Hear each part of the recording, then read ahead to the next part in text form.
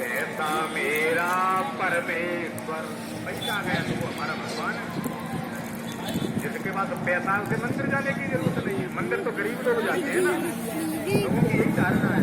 पैसा मेरा परमेश्वर और पत्नी मेरी गुरु, पत्नी ने जो सलाह दे दी